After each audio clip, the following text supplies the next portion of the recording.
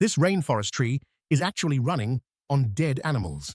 Deep in the Amazon, certain pitcher plants have evolved hollow, liquid-filled traps that digest insects, frogs, and even small rats whole.